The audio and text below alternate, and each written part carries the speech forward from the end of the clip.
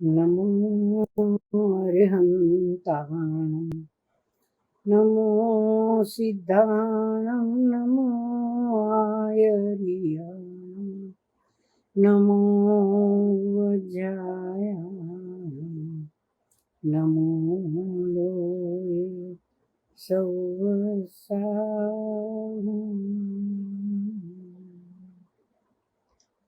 मोक्षमार्गस्य नेतारं भेत्तारं कर्मभूभृतां ज्ञातारं विश्वतत्त्वानां वन्दे तद्गुणलब्धये त्रैकाल्यं द्रव्यषट्कं नवपदसहितं जीवषट्कायलेश पञ्चान्ये चास्तिकाया व्रतसमितिगति ज्ञानचारित्रभेदा इत्येतन्मोक्षमूलं त्रिभुवनमहिते प्रोक्तमर्हद्भिरीश प्रत्येति श्रद्धदाति स्पृशति च मतिमान यस्य वै शुद्धदृष्टि सिद्धे जयप्रसिद्धे च विहारा हणाफलं पत्ते वन्दितार्हन्ति वोच्छम् आराहणाकमसो उज्जवणं निवहणं साहणं च नित्थरणं दंसणाणचरिततवाण माराहणाभण्या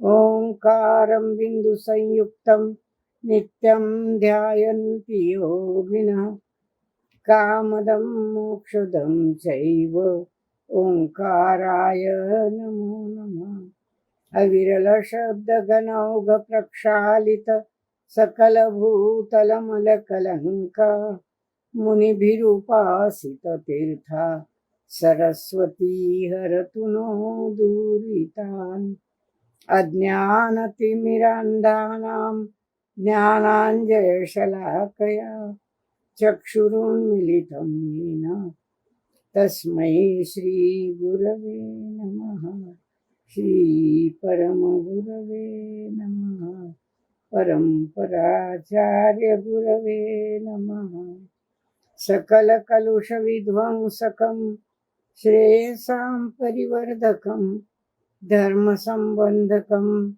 भव्यजीवमनप्रतिबोधकारकमिदं शास्त्रं श्रीमूकमाटी नामधेय अस्य मूलग्रन्थकर्तारः श्रीसर्वज्ञदेवः तदुत्तरग्रन्थकर्तारः श्रीगणधरदेवः प्रतिगणधरदेवः तेषां वचोऽनुसारमासाद्य आचार्य विद्यासागरजी विरचित ग्रंथमिदं मंगलं भूयात् मंगलं भगवान् वीरो मंगलं गौतमो गणी मंगलं कुन्दकुन्दाद्यो जैन धर्मोऽस्तु मंगलम् सर्वमंगलमांगल्यं सर्वकल्याणकारकं प्रधानं सर्वधर्माणां जैनं जयतु शासनं जैनं जयतु शासनं जैनं जयतु शासनं। परम पूज्य आचार्य गुरुवर विद्यासागर जी के चरणों में एवं सभी गुरुओं के चरणों में त्रिवार नमोस्तु नमोस्तु नमो। सभी साधर्मी भाइयों और बहनों सप्रेम जय जिनेन्द्र। मूकमाटी का अगला क्रम शुरू करने से पहले थोड़ा सा हम याद करने के लिए पीछे की ओर थोड़ा सा देख लेते हैं। पृष्ठ 150 पर हम चल रहे थे और हमने देखा कि श्रृंगार रस ने नाकी के रस से निकलती हुई नाकी गंदी नाकी चाट ली। यह देखकर प्रकृति माँ ने, माँ माटी की प्रकृति माँ ने उसके गाल पर 2 चांटे लगा दिए थे। गलत काम करने से माँ ने चांटे लगा दिए। यह देखकर करुणा को बुरा लगा और प्रकृति माँ की करुणा होने लग गई और वह श्रृंगार को कहने लगी कि क्यों आपस में कलह करते हो, क्यों मरने मिटने पर तुले हो तुम, क्यों प्रलय से जुटे हो, विष के घुले हो तुम। तुम्हारी इस घटना से माँ घायल हो चुकी है, तो अपने जीवन को ऋण मत बनाओ, प्रकृति माँ का ऋण सुखाओ। और इस प्रकार उसको कुछ कहकर वह आशा करने को कहती है। पर माँ की करुणा जो है वह कहती है कि मेरे रोने से यदि तुम्हें सुख मिलता है तो लो, मैं रोती हूँ और रो सकती हूँ। अगर तुम इसे खोना चाहती हूँ, चिरकाल तक सोना चाहती हूँ और प्रभु से प्रार्थना करती हूँ कि शीघ्र में ना होना मिट जाए बस, और मेरा अस्तित्व अशेष रूप से शून्य में मिल जाए। अब इस पर प्रभु क्या कहते हैं कि होना ही हर्ष का अमर गीत है, होना ही हर्ष का अमर गीत है। अर्थात अस्तित्व होना, जीव का अस्तित्व, 6 द्रव्यों में जीव द्रव्य का अस्तित्व एक अमर गीत है। और जिन दर्शन में भी यही बताया है कि जीव अमर है, कभी मिटता नहीं है। तो अब आगे चलते हैं, हम 151 पेज पर चलेंगे। इससे इस लेखनी का गला भी भर आता है, माँ का समर्थन करता हुआ। किस लेखनी का गला भर आता है? आचार्य श्री की लेखनी का गला भर आता है। एक प्रकार का दर्द उभरता है, माँ का समर्थन करती है वह लेखनी। क्या कहती है आचार्य श्री की लेखनी? कभी किसी दशा पर इसकी आंखों में करुणाई झलक आती है और कभी किसी दशा पर इसकी आंखों में अरुणाई झलक आती है।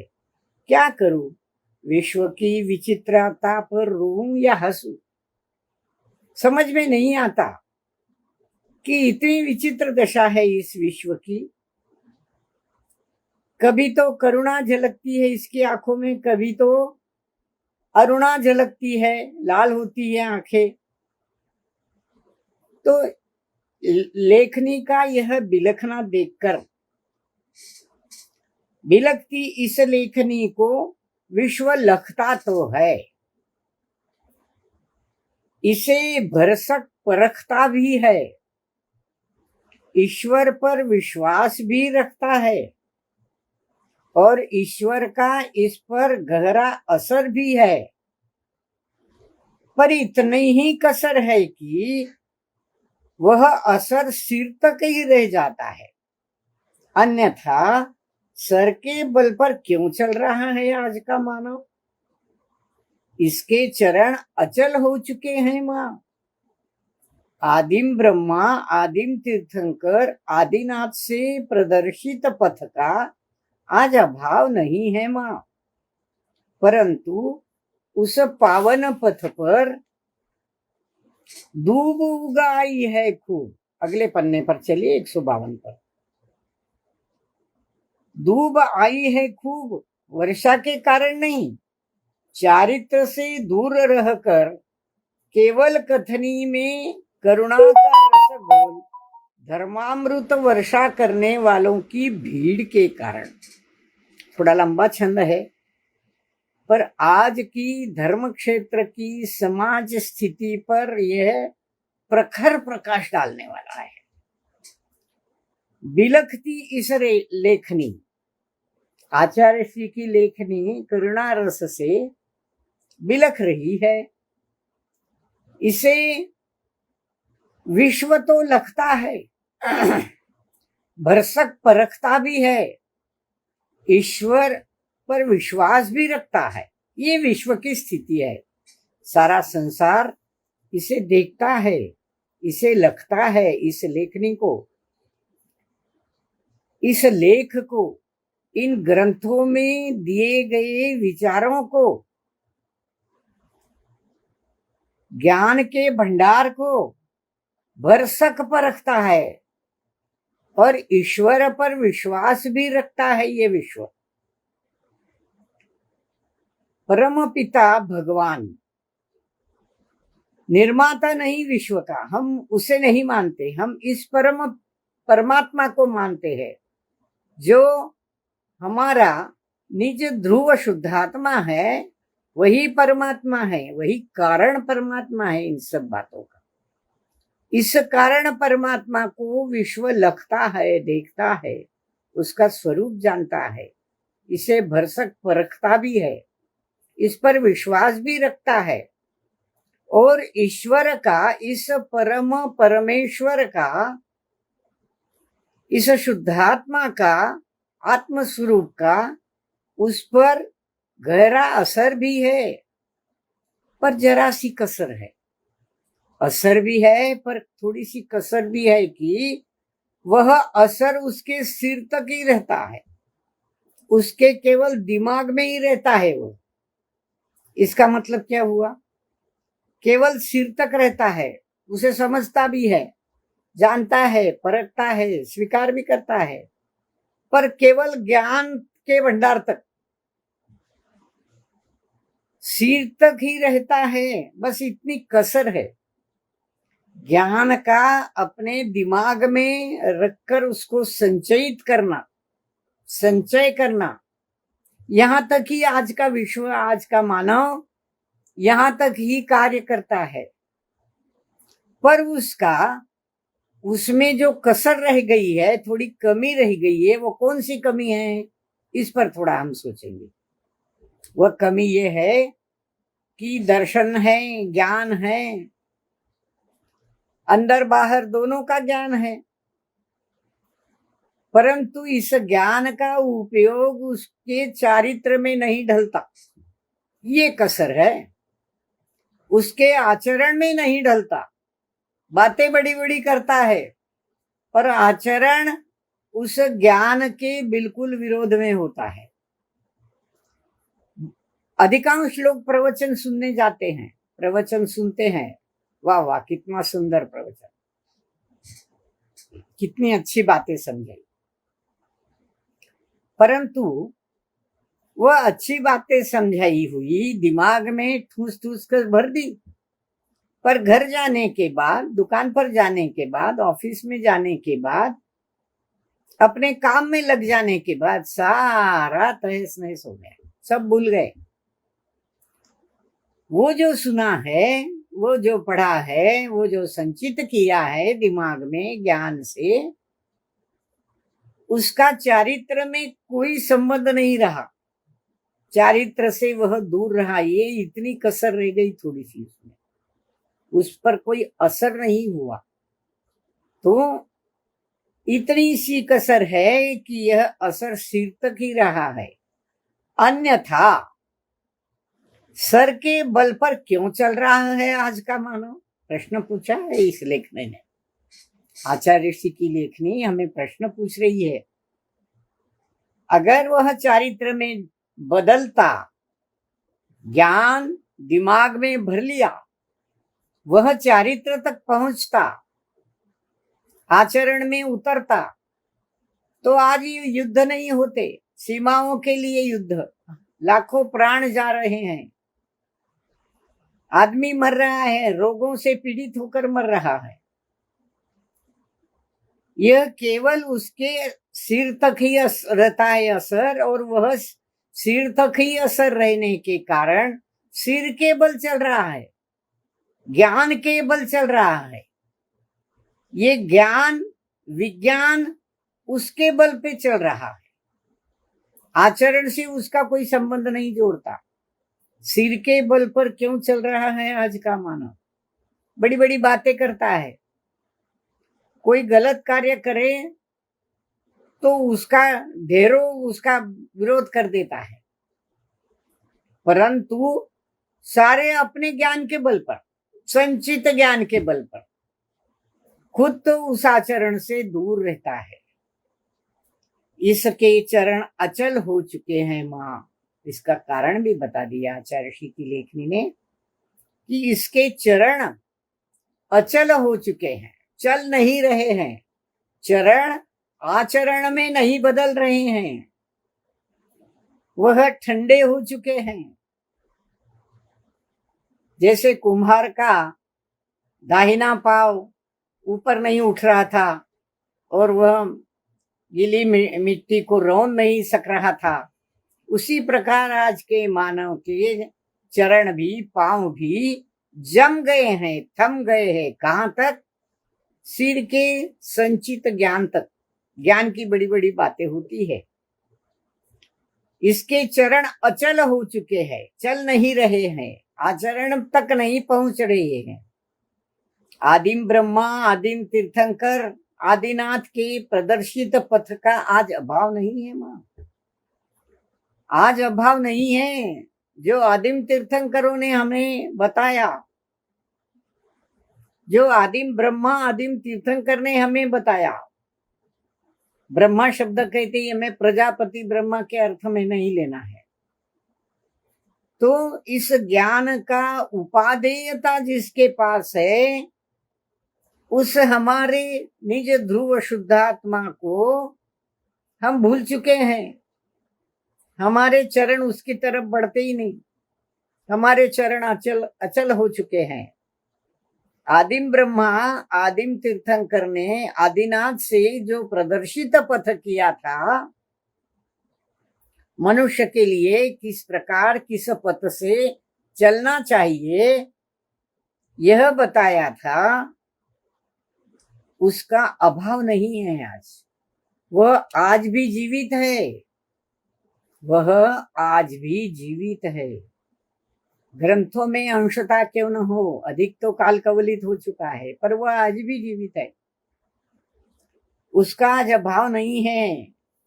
पर उस पावन पथ पर 152 पृष्ठ पर हम चलेंगे। दूब उगाई है खूब। दूब किसे कहते हैं? वर्षा के होते ही धरती में हरी हरी कोंपले फूटने लगती है और धरती हरे रंग की दिखने लगती है। वह जो कोपले होती है, दूब, हरी कोपले, हरी घास की मूल पत्तियां, तो वो दूब उगाई है खूब। ये दूब खूब उगी है, जिधर उधर फैल गई है। ज्ञान देने वाले बहुत है, पंथ के भेद कर चुके हैं। ये कुछ कहते हैं, वो कुछ कहते हैं, वो कुछ कहते हैं, वो कुछ कहते हैं। खूब दूब उगाई है, पर ये दूब वर्षा के कारण उगी दूब नहीं है। ये दूब चारित्र से दूर रहकर कथनी और कथनी में करुणा का रस घोलकर धर्मामृत की वर्षा करने वालों की भीड़ लग रही है आज। पूरा वाक्य एक लंबा है, फिर भी थोड़ा समझने योग्य है। यह जो हरी दूब उगाई है खूब, प्रचुर मात्रा में, वह वर्षा के कारण नहीं, चारित्र से दूर होने के कारण, केवल कथनी में, केवल उपदेश में, केवल कहने के लिए, और उस कथनी में, उन शब्दों में, उन उपदेशों में करुणा का रस घोल देते हैं, ऐसे कि सुनने वाले रो पड़ते हैं। माँ की कविता, बेटी की कविता, दुख की कविता, दर्द की कविता, करुणा का रस घोल घोल कर सुनाते हैं, ताकि सुनने वालों की भीड़, वाह वाह क्या प्रवचन दिया, आंखों में आंसू आ गए। तो केवल कथनी में करुणा का रस घोलकर वे धर्मामृत की वर्षा करते हैं। उस वर्षा के कारण आई हुई धूप का विषय नहीं है ये करुणा का रस घोलकर धर्मामृत की वर्षा करने वालों की जो भीड़ लगी है आज, उसके कारण ये धूप उगी है। ये ज्ञान की धूप। जिधर उधर ऐसा ही ज्ञान दिखाई देता है कि जो केवल आकृष्ट करना चाहता है करुणा रस का उपयोग कर, लोगों को रुलाना या लोगों को हंसाना, दोनों बातें हैं। इससे धर्मामृत की वर्षा होती है।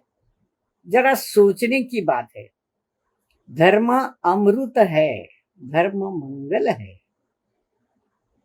तो इस धर्म की वर्षा न करुणा रस से होती है, करुणा रस की वर्षा करने से होती है, उसे धर्मामृत कहने से होती है, बल्कि ऐसा धर्मामृत करने वालों की बड़ी भीड़ लगी है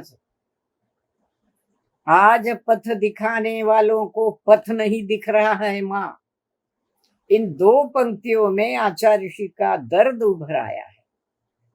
आज पथ दिखाने वालों को पथ, स्वयं को पथ नहीं दिख रहा है माँ। कारण विदित ही है। जिसे पथ दिखाया जा रहा है वह स्वयं पथ पर चलना नहीं चाहता, औरों को चलाना चाहता है। और इन चालकों की संख्या तो अनगिनत है। बड़ी मार्के की बात, चोट करने वाली बात है। आज पथ दिखाने वालों को पथ नहीं दिख रहा है। कौन सा पथ? मुक्ति का पथ। ये मुक्ति का पथ संसार के जन्म मरण के चक्र से छूटने वाला, छोड़ने वाला, अलग करने वाला, पुनः जन्म मरण नहीं करने वाला, ये मुक्ति का पथ। ये मुक्ति का पथ आज पथ दिखाने वाले को स्वयं नहीं दिख रहा है। कारण भी बता दिया। कारण विदित ही है, सबको पता है। जिसे पथ दिखाया जा रहा है उस मानव को, किसे पथ दिखाया जा रहा है? भीड़ के सामने प्रवचन होते हैं मानव, तो मनुष्य को पथ दिखाया जा रहा है। जिसे पथ दिखाया जा रहा है और जो पथ दिखाने वाला है वह स्वयं पथ पर नहीं चलना चाहता। उसके स्वयं वह अपने आचरण से दूर है, केवल ज्ञान भरा है। यहाँ लच्छेदार बातें करुणा के रस में घोल घोल कर बताई जाती है। वह स्वयं उस पथ पर नहीं चलना चाहता, औरों को चलाना चाहता है। दूसरों को उपदेश देता है कि ये पथ है, ये पथ है, ये पथ है, ये मुक्ति का मार्ग है, ये करो, वो करो, ये करो, दान दो, दान दो, दान दो, दान दो। तो ये जो पथ दिखाने की बात है, जो स्वयं पथ पर नहीं चलते वे दूसरों को पथ चलाते दिखाते हैं। ऐसे चालकों की संख्या अनगिनत है। यहाँ चालक है, मैं तो इनको चालाक कहती हूँ। बड़े चालाक है, स्वयं पालन नहीं करना चाहते, दूसरों को आग्रह करते, ऐसा करो, ऐसा करो, ये करो, वो करो। तो ऐसे चालकों की संख्या अनगिन है, गिनी नहीं जा सकती, इतनी है। दूसरों को पथ दिखाते हैं, स्वयं उससे दूर है। हमारे मराठी में एक कहावत है, लोका सांगे ब्रह्मज्ञान सोता कोरडे पाषाण। लोगों को तो ज्ञान सिखाते हैं और अपन तो सूखे के सूखे। ज्ञान की वर्षा लोगों पर करते, पर अपना पत्थर तो सूखा ही है। क्या करूं? आचार्य ऋषि की लेखनी को जो दर्द है वह कुछ पशोपेश में है। क्या करूं? ये जो कुछ घट रहा है मानव जीवन में, लिखती हूं उसे, उसका रस चखती हूं, फिर भी लिखती हूं, लिखती हूं माँ लेखनी जो रही। क्या करूं माँ मैं?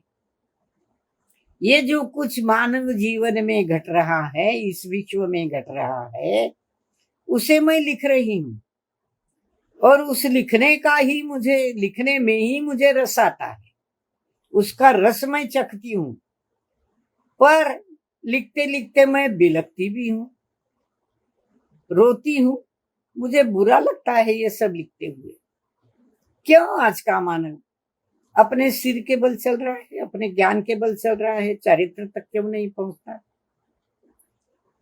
तो इस तरह बिलखती यह लेखनी माँ को कहती है, धरती माँ को कहती है, माटी माँ को कहती है, लिखती हूँ माँ, मैं लेखनी जो हूं। लेखनी उसका कार्य ही है लिखना। लेखनी वह लिखती है। अब आगे चलते हैं। शिल्पी को स्तब्ध देख, क्या करुणा की पालड़ी भी हल्की पड़ी? इतनी बाल की खाल तो मत निकालो, कहती कहती करुणा रो पड़ी। इस पर शिल्पी कहता है, ये 4 पंक्तियां पहले देख लें। शिल्पी स्तब्ध रह जाता है ये सारी बातें सुनकर। तो क्या करुणा की पालड़ी हल्की पड़ गई? करुणा की पालड़ी, उसका वजन हल्का पड़ गया शिल्पी के सामने। शिल्पी उसे स्वीकार नहीं करना चाहता, समझना नहीं चाहता। कितनी बाल की खाल निकालो, कहती कहती करुणा रो पड़ी। इतनी बाल की खाल तो मत निकालो। क्या तुम्हारे समझ में नहीं आया? इतनी बाल की खाल मत निकालो। बाल की खाल निकाला यानी सूक्ष्म से सूक्ष्म बातें। बाल भी कितना बारीक छोटा होता है, बिल्कुल सूक्ष्म होता है। और उसकी खाल, उसकी त्वचा, उसको तो वो तो उससे भी पतली होती है। बाल एक तो पतला है, उसकी त्वचा, उसकी खाल उससे भी पतली। तो इतने सूक्ष्मता, इतनी गहनता की ओर तो मत जाओ, पहले इसको तो समझो। स्तब्ध हो गए तुम, तो कुछ कहते ही नहीं। तो क्या मैंने जो कहा, करुणा को लगता है मैंने जो कहा आज तक उसका कोई वजन नहीं, और इसलिए करुणा को भी दुख होता है। उस कहती कहती वह रो पड़ती है। आगे 152 पेज पर हम चल रहे हैं। इस पर शिल्पी कहता है, अब शिल्पी क्या कहता है देखते हैं। रोना करुणा का स्वभाव नहीं है, बिना रोए करुणा का प्रयोग भी संभव नहीं। करुणा का होना और करुणा का करना, इन दोनों में अंतर है।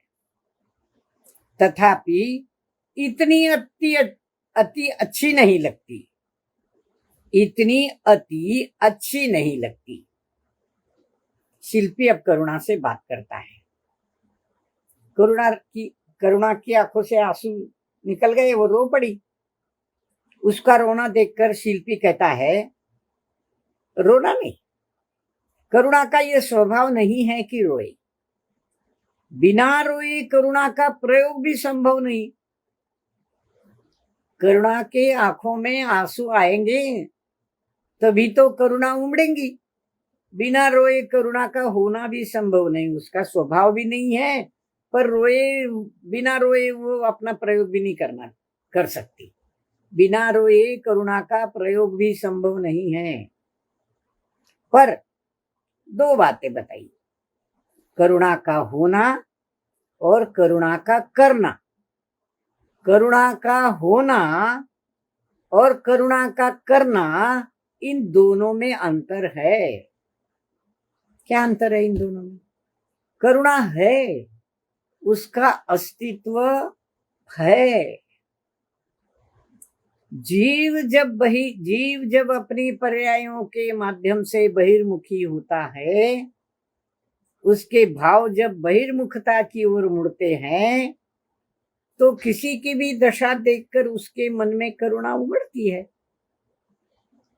पर करुणा का अस्तित्व है।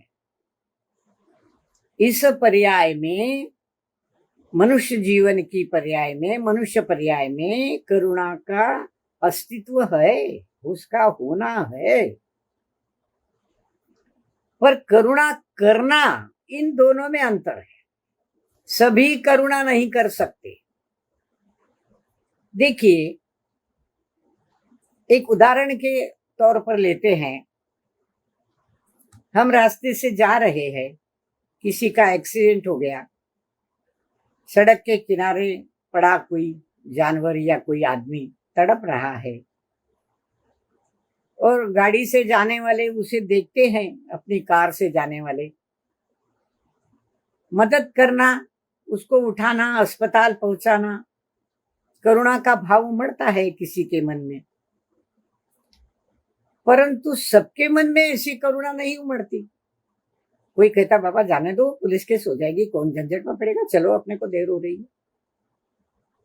करुणा है, पर करुणा का होना और करुणा करना, इसमें अंतर है। सबके मन में करुणा होती है, पर सब कोई करुणा नहीं करते। किसी के मन में करुणा इतनी होती है कि वे तुरंत उसकी मदद के लिए दौड़ जाते हैं, इतनी करुणा उमड़ती है। और कोई है तो जाने दो, वो उसकी जान से मर रहा है, अपना क्या लेना देना। आज हम पढ़ते हैं अखबारों में, व्हाट्सएप पर भी कितने ही समाचार आते हैं कि कोरोना के जो रोगी है, बीमार है, उनकी इतनी मदद करी, इतनी ये करी, ये कर वो कर, कोई फंड इकट्ठा कर रहे, कोई ये कर रहे, कोई उनको खाना पहुंचा रहे, कोई उनको दवाइयां पहुंचा रहे। करुणा का होना है, करुणा होने से वो करुणा कर भी रहे हैं, परंतु फिर भी इतनी अति अच्छी नहीं। करुणा ने कहा ना कि बाल की खाल निकाल, तो इतनी बाल की खाल निकालना भी अच्छा नहीं। करुणा को कहता है शिल्पी कि इतनी बाल की खाल, इतनी अति भी अच्छी नहीं। संक्षेप में थोड़े में समझ लो इसको। करुणा होती है, करुणा की जाती है, दोनों में अंतर है। सब कोई करुणा नहीं करते। और आगे क्या कहता है शिल्पी, इस बात को मानता हूं मैं कि बिना खाद डले खेत की अपेक्षा खाद डले खेत की वह फसल लहलहाती है, परंतु खाद में बीज बोने पर वो फसल जलती दहदहाती है। हाँ, अनुपात से खाद जल दे दिया खेत को, बीज बिखेर दिए खेत में, फिर भी वे अंकुरित नहीं होते। माटी का हाथ उन पर नहीं होने से, इतना ही नहीं, उन बीजों पर माटी का भार दबाव भी बहुत पड़ा हो तो भी वे अंकुरित हो नहीं आ सकते भू पर। दम घुटता है उनका भीतर ही भीतर। किसानी पेशे के लोगों का अनुभव होता है इसका। बिना खाद डले खेत की अपेक्षा खाद डले खेत की फसल लहलाती है, ये तो आप सब समझ जाते हैं। खाद डालो तो फसल लहलाती है, और बिना खाद के खेत की फसल लहलाती नहीं। परंतु केवल खाद में बीज बोया तो बीज जल जाता है। केवल खाद में बीज बोने पर तो फसल जलती है, दहदहाती है, जल जाती है।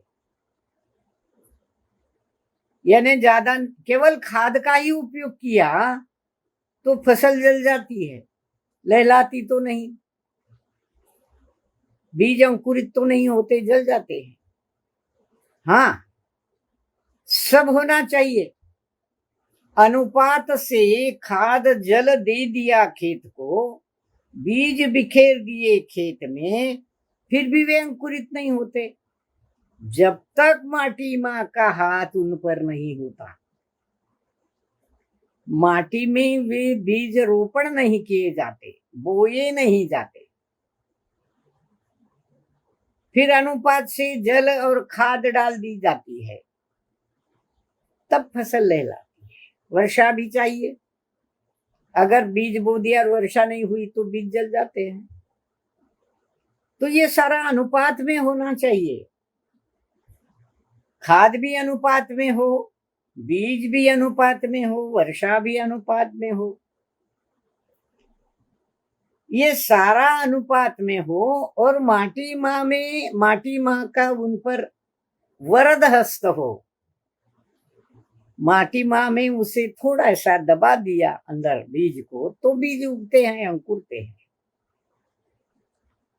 पर अगर बहुत नीचे मिट्टी में दबा दिए बीज, तो वे दब जाते हैं, क्योंकि माटी माँ का भार उन पर ज्यादा हो जाता है और वे अंकुरित नहीं होते। ये बीज, माटी, फसल, खाद, वर्षा, ये सारी बातें अनुपात में एकत्रित होना आवश्यक है, तो फसल लहलाती है। बात तो ज्ञान की चल रही थी ना, अब बीच में फसल कहां से लिया गया चाहे से, बड़ी मार्केट की बात। देखिए, जहां पांचों समन्वय इकट्ठे होते हैं, पांचों समवाय इकट्ठे होते हैं, वहां ज्ञान का उपयोग चारित्र की ओर बढ़ता है। उनकी फसल, ज्ञान की फसल लहलाती है। पुरुषार्थ भी चाहिए, ज्ञान भी चाहिए, सब चाहिए, काल अवधि भी चाहिए, सब कुछ चाहिए। उसका उपादेय भी उस समय उगलना चाहिए, उठना चाहिए। बीज में अंकुरित होने की क्षमता भी होनी चाहिए ना। तो सारे समन्वय जब अनुरूप होकर एक दूसरे के लिए अनुपात से मिल जाते हैं, कोई कम नहीं, कोई ज्यादा नहीं। काल लब्धि हो तो कुछ होता ही नहीं, पुरुषार्थ नहीं तो कुछ होता ही नहीं, ये नहीं तो कुछ होता ही नहीं। सारे मिलकर आएंगे अनुपात से, तब ये ज्ञान की फसल लहलाएगी और उसका चारित्र में उसका अंकुरित होना हो जाएगा। और उसके साथ उस पर माटी का आशीर्वाद भी तो होना चाहिए, माँ माटी का आशीर्वाद, मस्तक पर उसका हाथ होना चाहिए। ये माँ माटी, ये हमारा जीवड़ा, ये हमारा जीव, ये हमारा द्रव्य, इन सब के साथ उसके साथ जुड़ना होता है हमें। ये सारे पांचों समन्वय जब मिल जाएंगे, तब हमारे ज्ञान की फसल लहलाएगी। नहीं तो वो ठूस ठूस कर यहाँ भरी तो है, प्रवचन सुन सुन के, ग्रंथ पढ़ पढ़ के, परंतु सारा जल गया, कुछ नहीं रहा। तो इतना ही नहीं, जिन बीजों पर माटी का भार दबाव बहुत पड़ा हो, वे भी अंकुरित हो नहीं आ सकते भू पर। भार दबाव हो माटी माँ का, उन बीजों पर अधिक भार पड़ जाए। गुरु शिष्य का उदाहरण ले ले। अगर गुरु शिष्य को डांटता ही रहे, भार डालता रहे, ये पढ़ो, वो पढ़ो, ये याद करो, वो याद करो। अगर माँ बच्चे को डांटती रहे, पढ़ाई करो, दिन भर खेलो मत, इधर मत जाओ, उधर मत जाओ, दोस्तों से मत खेलो, घर में किसी से बात मत करो, जाओ पढ़ाई करो, परीक्षा में पास होना है, पहला नंबर लो। ये भार दबाव होने से उसका बीज अंकुरित नहीं होता और वे भू पर नहीं आ सकते, ऊपर नहीं उठ सकते, विकसित नहीं हो सकते। उनका दम भीतर ही भीतर घुट जाता है। फिर चाहे वो शिष्य हो या माँ का बेटा हो, गुरु का शिष्य हो या बीज हो या ज्ञान का परिणमन हो, कुछ भी हो, अधिक भार भी उस पर तुम डालोगे तो वह अंकुरित नहीं होगा। अनुपात से सारी चीजों का एकत्रित आना ही उसका अंकुरण होता है। करुणा हेय नहीं। हम 154 पेज पर चल रहे हैं। करुणा हेय नहीं। करुणा की भी अपनी उपादेयता है, अपनी सीमा है, फिर भी करुणा की सही स्थिति को समझना है। अब वो शिल्पी करुणा से बात कर रहा है ना, करुणा को कहता है कि ये जो मैं कह रहा हूं कि अति नहीं होनी चाहिए, बहुत ज्यादा नहीं होना चाहिए, बहुत गहराई में मत जाओ, थोड़े में समझो। करुणा नहीं, उसको हेय समझो, छोड़ दो, ऐसा नहीं है। करुणा हेय नहीं है, छोड़ने योग्य नहीं है। करुणा की अपनी उपादेयता है, उपजती है वो यहां से, अपनी सीमा। फिर भी करुणा की सही स्थिति को समझना है। बाल की खाल मत निकालो, अति मत करो। करुणा भी अपने आप में एक आवश्यक भाव है, उसकी अपनी उपादेयता है, वह हेय नहीं है, उपादेय है, उपयोग में लेने योग्य है, उसकी अपनी एक सीमा होती है। फिर भी करुणा की सही स्थिति को समझना आवश्यक है। अब सही स्थिति क्या है करुणा की?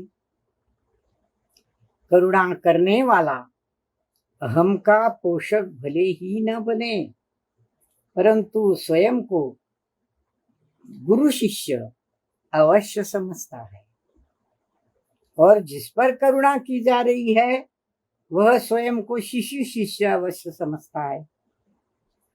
दोनों का मन द्रवीभूत होता है। शिष्य शरण लेकर, गुरु शरण देकर कुछ अपूर्व अनुभव करते हैं, पर इसे सही सुख नहीं कह सकते हम। पर इसे सही सुख नहीं कह सकते हम। दुख मिटने का और सुख मिलने का द्वार खुला अवश्य, फिर भी ये दोनों दुख को भूल जाते हैं इस घड़ी में। ये पूरा छंद भी करुणा की स्थिति समझाने वाला है। क्या स्थिति है करुणा की? दो बातें इसमें है, एक तो करुणा करने वाला और करुणा का स्वीकार करने वाला। करुणा करने वाला दूसरों पर करुणा करता है, परंतु कभी कभी करुणा करने वाले के मन में अहम का पोषण होता है, अहंकार होता है उसे कि देखो मैंने इतना किया, मैंने इतना दान दिया, मैंने ये दिया, मैंने वो दिया, इतने रोगियों की सेवा की, इतने रोगियों को दवाइयां पहुंचाई, इतने रोगियों को टिफिन पहुंचाए। कितनी बातें हैं, आज तो बहुत ही दिखाई दे रही है हमें इस कोरोना काल में। कोई इसे पंचम काल कहता है, हम इसे कोरोना काल कहते हैं। ये कोरोना काल है और इस पर तूफान भी आ रहे हैं, बारिशें भी हो रही है, गांव डूब रहे हैं। ये विलय प्रलय सब ऐसा काल है ये। तो करुणा करने वाला अहम का पोषक होता है, भले ही न हो, उसको अहंकार न हो और वो सच्चे मन से करुणा करता हो, परंतु स्वयं को गुरु शिष्य अवश्य समझता है। स्वयं को गुरु शिष्य अवश्य समझता है। वह स्वयं को गुरु, बड़ा महान महान शिष्य समझता है। करुणा करता है ना, अहंकार की बात नहीं करता, अहंकार भी नहीं होता, परंतु अपने को बड़ा समझता है, महान समझता है, गुरु शिष्य अवश्य समझता है। और जिस पर करुणा की जा रही है वह स्वयं को शिशु शिष्य अवश्य समझता है। वो अपने को बच्चा समझता है, अपने पर करुणा कर रहे हैं, दया कर रहे हैं लोग, अपन छोटे हैं इसलिए, अपन विपत्ति में है इसलिए दया कर रहे, करुणा कर रहे। तो अपने को विपत्तिग्रस्त समझकर वे अपने को करुणा करने वाले से छोटा समझते हैं, शिशु समझते हैं। और वो जो करुणा करने वाला है वो महान समझता है अपने आप को, भले ही अहंकार नहीं हो पर महान तो समझता है। जिस पर करुणा की जा रही है वह स्वयं को शिशु शिष्य अवश्य समझता है। अब करुणा करने वाला, करुणा जिस पर की जा रही है वह, दोनों का मन द्रवीभूत होता है, द्रवीभूत पिघलता है, द्रवीभूत होता है, पिघलता है। शिष्य शरण लेकर, गुरु शरण देकर, शिष्य शरण लेता है, गुरु शरण देता है, और कुछ अपूर्व अनुभव करते हैं। दोनों को बहुत खुशी होती है। शिष्य को खुशी होती है कि ऐसे गुरु मिले जो मेरे जीवन का मार्ग सुधार दे, मुझे मार्ग बता दे, और गुरु भी ऐसा बुद्धिमान शिष्य मिले तो खुशी होती। तो इस प्रकार स्वयं दोनों का मन द्रवीभूत होता है करुणा से, द्रवीभूत होता है करुणा से। शिष्य शरण लेकर, गुरु शरण देकर कुछ अपूर्व अनुभव करते हैं, अपूर्व, जो पहले अनुभव नहीं हुआ था, ऐसा करुणा का अपूर्व अनुभव करते हैं। पर इसे सही सुख नहीं कह सकते। करुणा लेने वाला, देने वाला, दोनों द्रवीभूत होते हैं, खुश होते हैं, आनंदित होते हैं, पर यह सच्चा सुख नहीं है। सच्चा सुख कहाँ है? फिर वही सवाल, सुख कहाँ? सुख यहाँ। सच्चा सुख नहीं कहते, पर हाँ, यह जो मार्ग है, करुणा करना, करुणा लेना, यह मार्ग सुख मिलने का द्वार अवश्य खुल जाता है। फिर भी ये दोनों दुख को भूल जाते हैं ना। इस घड़ी में वे दुख को भूल जाते हैं। संसार में जन्म मरण के चक्र में बार बार जन्म लेकर हम दुख ही तो भोग रहे हैं। इन दुखों को करुणा करने वाला, करुणा लेने वाला, देने वाला, दोनों कुछ समय के लिए अपना दुख भूल जाते हैं, खुश हो जाते हैं, आनंदित हो जाते हैं। पर ये खुश होना, ये आनंद होना, ये सुख की आभास, ये सुखाभास है, ये सच्चा सुख नहीं है। सच्चा सुख तो इन सबको छोड़ने में ही है, यहाँ रमने में ही है। करुणा करने वाला अधोगामी तो नहीं होता, किंतु अधोमुखी, बहिर्मुखी अवश्य होता है। अब आए हैं मूल बात पर आचार्य श्री क्या कहते हैं? करुणा करने वाला अधोगामी तो नहीं होता, पाप का भागी तो नहीं होता। अधोगामी, नीचे की ओर जाने वाला, नरक की ओर जाने वाला, नरकगामी। अधोगामी नहीं होता, उसकी गति नीचे की ओर नहीं खींचती उसे, किंतु अधोमुखी, बहिर्मुखी अवश्य होता है। दो शब्द है यहाँ, अधोगामी और अधोमुखी। अधोगामी वो होता है कि जिसकी गति उसे नीचे नीचे नीचे की ओर ले जाती है, मूल स्वभाव से। परंतु अपने स्वभाव को छोड़कर जो बहिर्मुखी होता है, वह अधोमुखी होता है, बहिर्मुखी होता है। स्वस्वरूप को छोड़कर जो बाहर की बातें करता है, बाहर की ओर झांकता है, बाहर के लोगों के, मानवों के दुख दूर करने में लगा रहता है, पशु पंछियों के दुख दूर करने में लगा रहता है, कुछ समय के लिए वे अपने स्वरूप को छोड़कर विभाव में, स्वभाव को छोड़कर विभाव में अवश्य जाता है, बहिर्मुखी अवश्य होता है।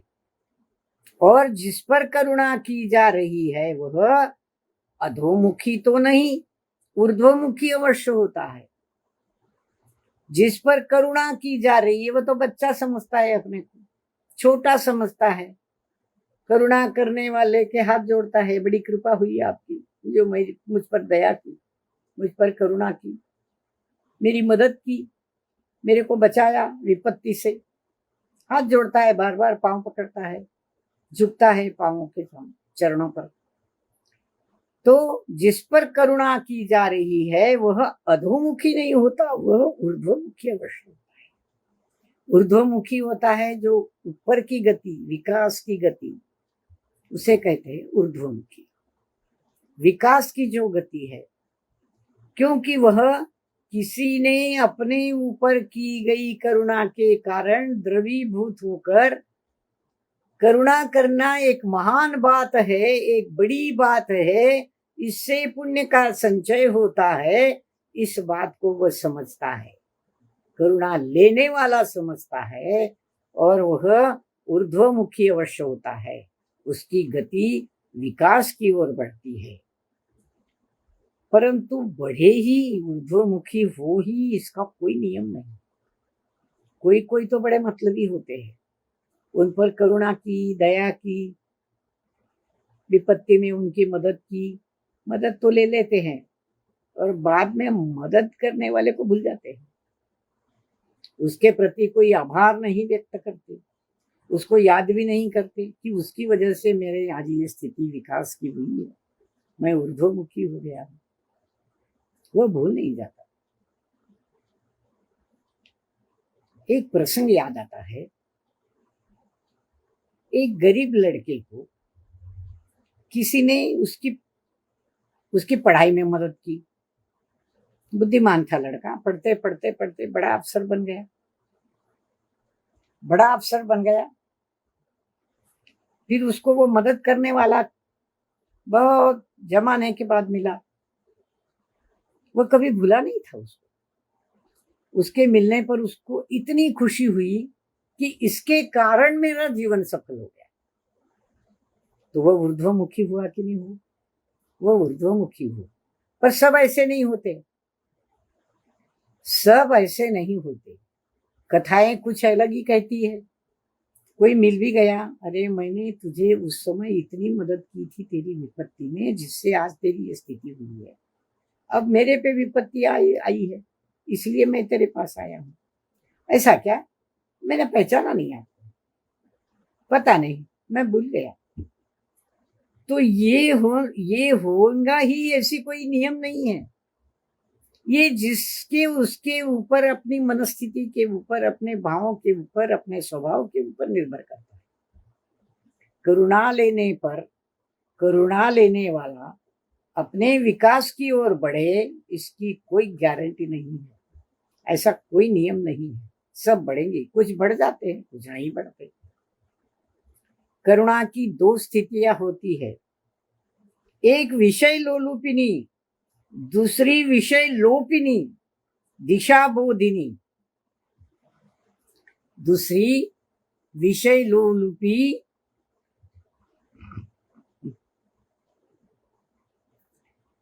विषय लोपिनी, दिशा बोधिनी। अब देखिए, हम कहते हैं कि देने वाले ने तो बहुत दिया, हमारी झोली फटी हुई थी तो क्या करें, सब गल गया।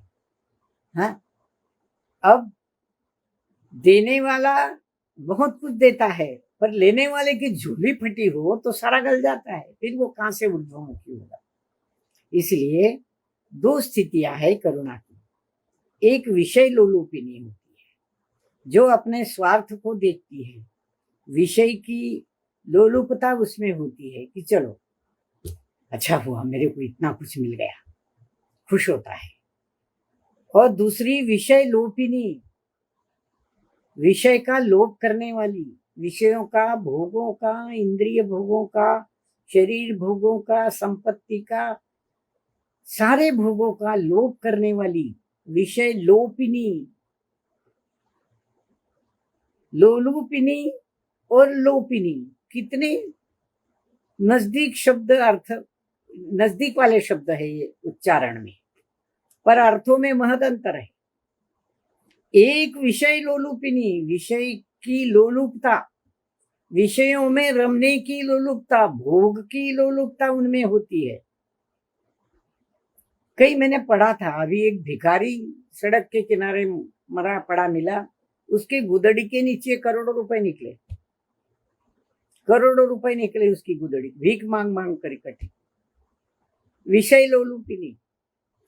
और दूसरी विषय लोपिनी, दूसरी करुणा ऐसी होती है कि जो भोगों का, विषयों का, इंद्रिय के भोग, शरीर के भोग, धन दौलत के भोग, सुखाभास सारे, इनके लिए वह कुछ दिशा निर्देश देती है कि ये सुखाभास है, ये टिकने वाले नहीं है, ये क्षण भंगुर है। ऐसी दिशा बोध देने वाली, विषयों का लोप करने वाली होती है। ये दो स्थितियां करुणा की होती है। अब पहले की चर्चा तो यहाँ नहीं है, करने की जरूरत भी नहीं है, पर दूसरी की चर्चा है। इस करुणा का स्वाद किन शब्दों में कहूं? इस जो विषय लोपिनी दिशा बोधिनी करुणा है, उसका स्वाद किस शब्दों में, किन शब्दों में कहूं? अगर यकीन हो तो नमकीन आंसुओं का स्वाद है वो। बड़ी सुंदर पंक्तियां हैं। इस करुणा का स्वाद, जो दूसरी करुणा, दूसरी स्थिति है करुणा की, जो विषय भोगों का लोप करने का दिशाबोध कराती है, मार्ग दिखाती है, विषय के भोगों से वो हटाती है, विषय भोगों को हेय समझाती है, हेय कर कर उनको हटाती है और उपादेय की ओर मोड़ती है, दिशा बोधिनी है ना। तो ऐसी दूसरी जो स्थिति है करुणा की, उसका स्वाद मैं क्या बताऊं? आचार्य श्री की लेखनी कह रही है शिल्पी के मुख से, उसका स्वाद नमकीन है। नमकीन क्यों कहा, मीठा क्यों नहीं कहा? क्योंकि करुणा की आंखों में हमेशा आंसू आते हैं। दूसरों का दुख देखकर, दूसरों की दुख की, विपत्ति की स्थिति देखकर आंखों में आंसू आ जाते हैं। वो आंसू नमकीन स्वाद उनका होता है। करुणा के आंसू नमकीन स्वाद वाले हैं। किन शब्दों में कहूं? अगर मुझ पर विश्वास हो, यदि यकीन हो, तो नमकीन आंसुओं का स्वाद है ये दूसरी करुणा की स्थिति। दिशा बोधिनी, विषय लोपिनी, ऐसी ये करुणा की स्थिति नमकीन स्वाद वाली है, आंखों में आंसू लाने वाली है। और सच्चे आंसू, खोटे आंसू नहीं, वाहवाही के लिए झूठ मूठ के आंसू नहीं। ऐसे तो रंगमंच पर काम करने वाले, सिनेमा में करने वाले अभिनेता जो होते हैं, झूठ मूठ के आंखों में कुछ डाल लेते हैं और आंसुओं की धारा दिखाते हैं। ऐसे आंसू नहीं, जो अंदर से उमड़ते हैं, दूसरों की विपत्ति की स्थिति देखकर जिनके मन में करुणा उभरती है, ऐसा नमकीन आंसुओं का स्वाद है वह करुणा। ये दूसरी स्थिति है करुणा। इसलिए करुणा रस में शांत रस का आविर्भाव मानना बड़ी भूल है।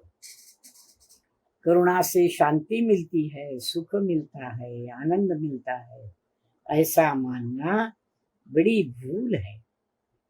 ऐसी करुणा की, ये दूसरी वाली करुणा की, दिशा बोधिनी विषय लोपिनी करुणा की स्थिति सुख देने वाली है और शांति देने वाली है, और उसमें शांत रस का अनुभव होता है, अंतर्भाव होता है।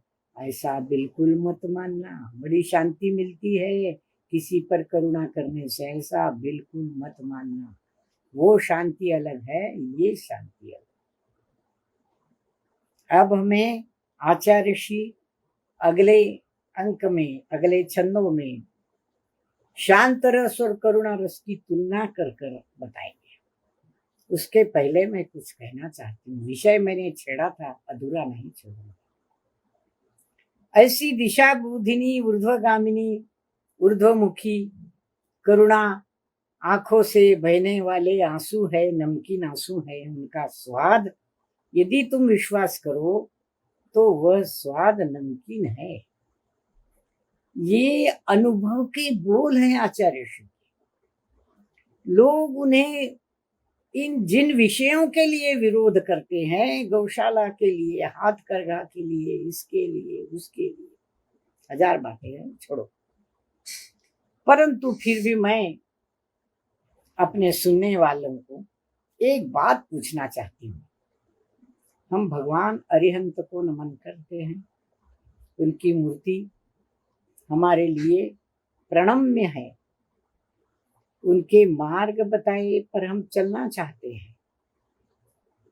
थोड़ी सी कसर तो उनमें भी है ना। मैं पूछना चाहती हूँ, अगर सारा धुल जाए कर्म, इतना सा बाकी है अभी भी, वो सब छूट जाएगा तो एक समय में वे सिद्ध शिला तक पहुंच जाएंगे, सिद्ध भूमि तक पहुंच जाएंगे एक समय के। पर वह जब तक इतना सा बाकी है ना, फिर भी हमारे लिए वे वंदनीय है। क्योंकि 99.99% वे अरिहंत है, भगवान है, मार्ग बताने वाले हैं। हम उनके पीछे जा रहे हैं, उनको नमन कर रहे हैं। नमो अरिहंतानम में पहला नाम उनका लेते हैं, जबकि अरिहंत भी शरीरी संसारी है ना।